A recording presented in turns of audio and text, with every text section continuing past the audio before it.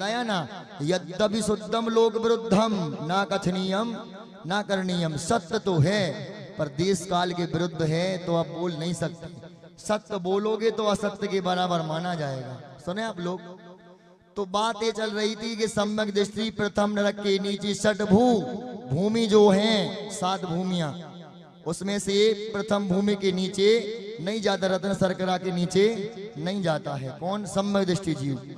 ज्योतिष व्यंतर भवनवासी भवनत्र में जन्म नहीं लेता। स्त्री पर्याय में त्रियंच गति में 1 इंद्री 2 इंद्री 3 इंद्री चतुरिंद्री असंगी पंचेंद्री नहीं बनता। कौन? ध्यान से सुने आप लोग। सम्यक दृष्टि जीव प्रथम नरक बिने षडभू ज्योतिष बाण भवन षड नारी। मतलब षड का मतलब क्या होता है? जो स्त्री पुरुष नपुंसक वेद में नहीं जाते, नपुंसक में नहीं जाते। कौन? सम्यक दृष्टि जीव। स्त्री पर्याय में नहीं जाते, पुरुष में तो जाते हैं। बाण भवन षड नारी थावर विकलत्र पशु में नहीं उपजत सम्यक धारी। इतनी महिमा है सम्यक दर्शन की बंधुओं कि वो स्थावर पर्याय में पृथ्वी जल अग्नि वायु वनस्पति में उत्पन्न नहीं होता। विकलत्र मतलब 2 इंद्री 3 इंद्री 4 इंद्री में भी जन्म नहीं लेता है। तो फिर कहा जाता है?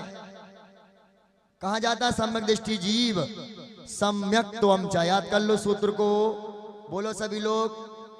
सब सम्यक त्वम च, सम्यक दृष्टि जीव दियो गति को हुई जाता है।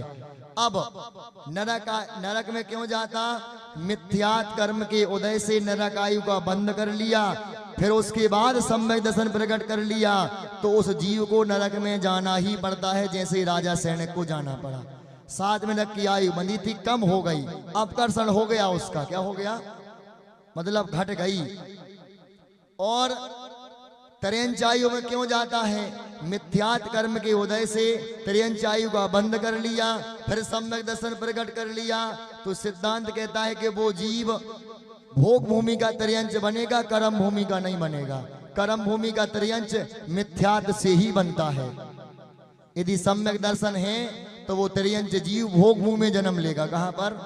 हाँ, किसी ने मिथ्यात कर्म के उदय से मनुष्य आयु बांध ली, फिर सम्यक दर्शन प्रकट कर लिया, तो वो भी कर्म भूमि का मनुष्य नहीं बनेगा। कहाँ का बनेगा?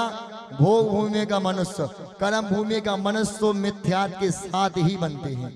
इस पंचम काल में जितने भी लोग जन्मे हैं सब किसके साथ जन्मे? मिथ्यात कर्म के साथ।